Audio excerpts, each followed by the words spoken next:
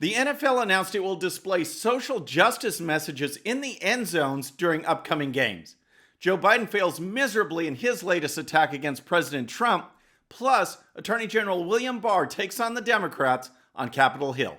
All that and more. I'm Bobby Eberle. This is a 13-minute news hour. And God bless the United States of America.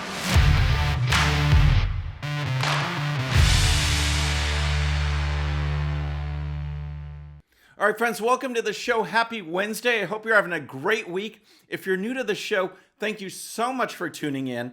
We're going to start with the NFL. And I want to bring up an expression that's been going around. It goes like this: get woke, go broke.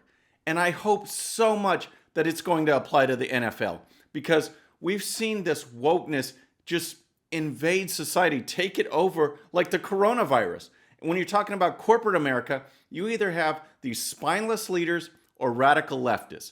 Either group has bought into the Black Lives Matter movement, hook, line, and sinker. In sports, Major League Baseball is there. The NBA now has its woke jerseys, but I don't think there's any bigger example than the NFL. They were the first ones to experience national anthem kneeling with Colin Kaepernick. They pushed back a little bit. Fans blew up. They tuned out. And the NFL backtracked, but now they are in. They are all in. National anthem kneeling, plus a host of other measures that we're going to get to. And it's just so frustrating how times have changed. On Monday, we talked about Mike Ditka. Mike Ditka was a player. He was a coach. He has his feelings that are shared with the great majority of Americans on the national anthem. Recall, this is what he said. Well, if it was up to me, I'd say no. If you can't respect our national anthem, get the hell out of the country. I absolutely love it. And from the response to Monday's show, a lot of you guys love it too. A lot of you guys agree with Coach Ditka, and here's more from the coach. I think there's a way that you protest, and there's a way you don't protest. You don't protest against the flag. You don't protest against this country who's given you the opportunity to make a living playing a sport that you never thought would happen. So I don't want to hear all the crap. So that's Mike Ditka. But look at the NFL. I mean, talk about times are changing. Mike Ditka on one side, the NFL on the other, who this season, have totally embraced national anthem kneeling. They're all in with that. But they have a whole host of measures ready to debut when the season starts. Hopefully no one will be watching, but they're ready for it. And here's the story. NFL Commissioner Roger Goodell is sending a message to fans opening weekend with "End Racism" and "It Takes All of Us" messages stenciled into the end zones. The decision comes during a cultural climate in which various companies have shown support for Black Lives Matter protests and its activist allegations of systemic racism. Shown support. Some of them are probably afraid to speak out on the obvious, that this movement is based on a lie. It's based on control. It's based on dividing us, not bringing us together. We see that with the riots. We see that with the protests. And yet sports, corporate America is all buying in. Now, Tom Pelissero, a reporter for the NFL Network, he added some additional information, and he tweeted out this.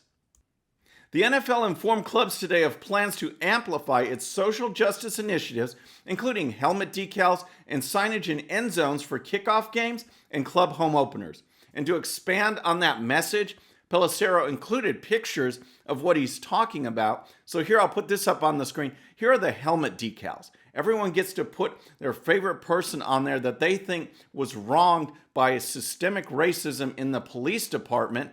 They get to put those messages on the helmets for all to see. And then, of course, we have the end zone stenciling, these end zone messages that will be broadcast during these home openers and these kickoff games. So that's the message there. And here's more from the Washington Times. Many players are expected to continue kneeling for the national anthem as they have since 2016. And "Lift Every Voice and Sing" will be played prior to Week 1 games. The song has been referred to as the Black National Anthem at times by commentators. So, we're going to have two national anthems, kneeling instead of standing, helmet decals, social justice messages in the end zones. That's the NFL in 2020. What about football?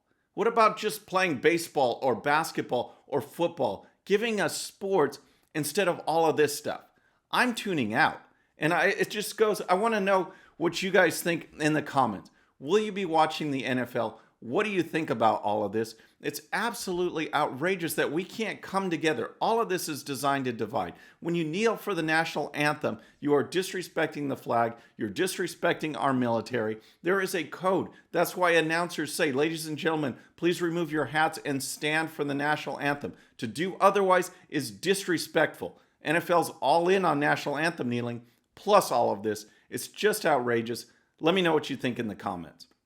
So next, we're going to talk about Joe Biden. But first, if you're new to the show, if you haven't subscribed yet, please subscribe. And when you do, please hit that bell so you'll get the notifications. We're making our push for 100,000 subscribers by Election Day. 100K by Election Day. And we need your help. We can do it with your help. Thank you so much. All right, let's talk about Joe Biden because he's out. He was given a speech. He actually went out of his basement on Tuesday, gave a speech, and it's just terrible. Not only is he announcing these initiatives that are just plain old pandering to minority groups, but he also went after President Trump on his response to coronavirus and sending in federal agents to protect federal buildings, federal property in these cities that are just being ripped apart under Democrat leadership in ongoing, nonstop riots, vandalism, looting, assaults. That's what's going on. President Trump's trying to do something about it. Joe Biden came after him. And here's the report. Biden sharply criticized Trump in his speech, not only for his economic performance, but for sending federal officials into U.S. cities in what Biden described as an effort to divide the country for political purposes. He's showing that he can't beat the pandemic and keep you safe. He can't turn the economy around, said Biden. He is intentionally stoking the flames of division and racism in this country. Are you kidding me? Now, before we get to the other part, his blatant pandering, I just have to address that because this whole idea of stoking flames of division and racism is absolutely outrageous. President Trump is the only one that's trying to do something. Look at these cities. Look at these states run by Democrats, Democrat control. They want to stoke fear. They want to keep people locked down. They don't want them to work. They don't want them to hear about hydroxychloroquine and other aids that make coronavirus better, make you recover faster. They don't want to hear about that. They don't want people to come together. They want the rioting to keep going. They want it to keep going. It's just outrageous that Biden would say that President Trump, the only person who's trying to do something about Portland and Seattle and these other cities, that he's the bad guy. According to Biden, it's okay for property to be destroyed, for people to be assaulted, for police officers to get lasers shot in their eye, some of them weeks later still blind. They still can't see. They're getting hit with everything under the sun. They're getting attacked. And Joe Biden sides with the rioters? Give me a break. You cannot vote for this guy. He does not know what he's doing, and he's doing the same left-wing talking points that everyone else is doing. It's absolutely pathetic. Then he went on to his pandering plan, his economic plan, and here's the story. The plan calls for dedicating $30 billion of previously proposed spending on a small business opportunity fund for Black, Brown, and Native American entrepreneurs. I think he hit everybody there. Biden also proposed tripling the goal for federal contracting with small disadvantaged businesses from 5% to at least 15% of all spending on materials and services by 2025. The former vice president said he wants President Trump and Congress to create an emergency housing support program, along with promoting a refundable tax credit of up to $15,000 to help families purchase their own homes. So that's Joe Biden. I can go by those step by step. The home thing, that one is just a personal pet peeve because there's no constitutional right to own a home. If you can't afford it at the time, save your money. Live in a small apartment. That's what I did. I lived in some nasty ones. So you save and save and save until you can finally buy your first house. This whole idea that housing is a constitutional right, that we keep having to take taxpayer money and put it towards these social engineering ideas is just outrageous. But that's Joe Biden. And again, the thing that makes me the most upset is him siding with these other Democrats for lawlessness, for rioting, for assault against the police, for chaos and anarchy, that's Joe Biden. That is the Democrats' representative who they want to become president. It's just insane. So next, I want to talk about Attorney General William Barr, because he was on Capitol Hill yesterday testifying to the House Judiciary Committee. I was actually on Newsmax TV yesterday debating an Obama advisor about William Barr. You can check it out right here. It was a great debate. Let me know what you think about that. I'll include a link in the description as well. But William Barr was on Capitol Hill, and the House Judiciary Committee that is chaired by Democrat Jerry Nadler, who is just the absolute worst. Just check out some of his comments. The president wants footage for his campaign ads, and you appear to be serving it up to him as ordered. In most of these cities, the protests had begun to wind down before you marched in and confronted the protesters. And the protesters aren't mobs. They are mothers and veterans and mayors. Folks, this is why we have such a hard time as conservatives, because we are dealing with people who aren't rational. They don't speak in facts. They don't care about the facts. They will contradict. They will go counter to the facts just to advance their agenda. And the only agenda right now, the only thing that matters, is defeating President Trump. If people have to live in fear because of coronavirus, so be it. If they have to live in fear because of rioting and assaults, so be it. Anything goes as long as they can bring down President Trump. I mean, just listen to Nadler. These protests weren't winding down. In Portland, it's been going on for over 60 days of riots. Every weekend there's riots. Police are being attacked, and he says it's winding down. And this guy does not have a clue. You might have seen the video from earlier this week when Nadler was walking down the street. He was asked about Antifa in Portland, and here's his response. It's true. There's violence across the whole country. Do you disavow the violence from Antifa? That's happening in Portland right now? There's riots. That's a myth that's being spread only in Washington, D.C. About Antifa in Portland? Yes. So Antifa in Portland is just a myth. It's just a myth being spread in Washington, D.C., which is funny because we've all heard about it. We all watch the videos. We can see what is actually going on. But that's what Nadler says. None of these people will denounce the violence. None of them will stand on the side of law and order, on the side of these police who are getting assaulted. None of them will do that. He dismisses Antifa. He dismisses the riots. None of them will take a stand. And here's more from the hearing overall. We fought for a democracy, for the right to speak freely, and you are attempting to take that away. And what's worse, you're doing it for the sole purpose of furthering the president's political agenda and generating footage for Trump campaign commercials. Now, for his part, William Barr was awesome. He fired back. He didn't take this stuff. We all know what's going on in Portland. I showed you footage on Monday's show from Daily Caller reporters who were there recording all of this stuff. Police aren't advancing. The rioters are advancing on them, tearing down fences at the federal building, coming armed with shields and helmets and weapons to assault the police. That's what's going on. And here's William Barr. No, the U.S. Marshals have a duty to stop that and defend the courthouse, and that's what we are doing in Portland. We are at the courthouse defending the courthouse. We're not out looking for trouble. So there was a ton of grandstanding by the Democrats through this hearing, but no matter what they do, no matter what Nadler says, they can't escape the facts. I mean, these people do not have it together. Nadler's just delusional, Biden's inept, and Attorney General William Barr fired back. Just like his opening statement, he brought out the facts. He brought out the stats that say that this systemic racism within the police department targeting unarmed black people is just a myth.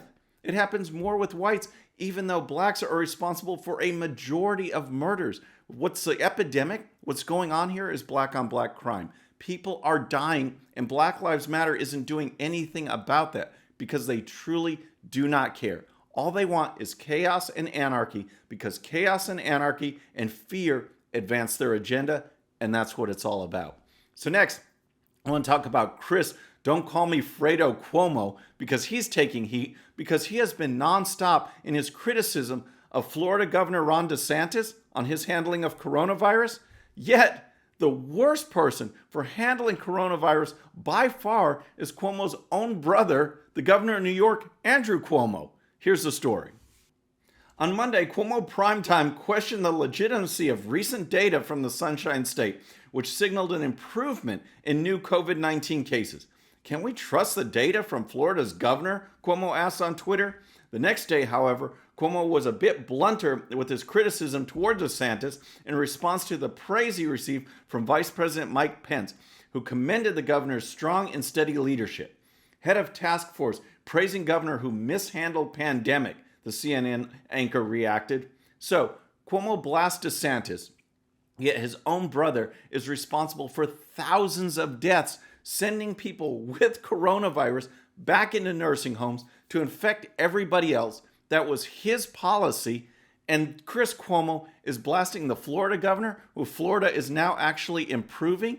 It's just outrageous, but it didn't go undetected. David Harsanyi, conservative columnist, he tweeted this. Lately, I've been wondering if these people are just shamelessly dishonest or if they fooled themselves into believing this stuff. Actually, I don't think they believe this stuff. I think they know exactly what they're doing. They're being dishonest and they don't care. Journalism is dead. As a profession, journalism is dead. It's only about advancing the left's agenda. We see it all the time. The Reagan Battalion tweeted this, which I think really just cuts to the point.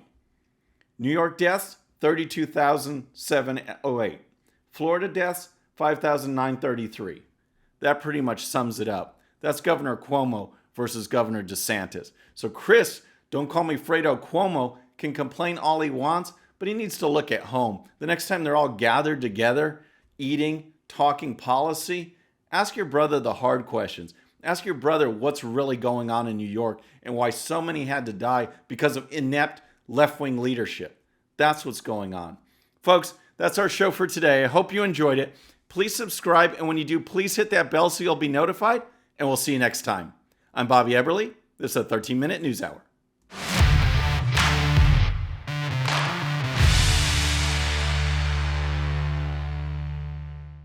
Okay, friends, thanks so much for watching, and before you go, please hit that subscribe button, hit that bell so you'll be notified, and here's a special video just for you so you can watch even more of the 13-minute news hour. And don't forget to check out GOPUSA.com for the best in conservative news and commentary. We'll see you next time.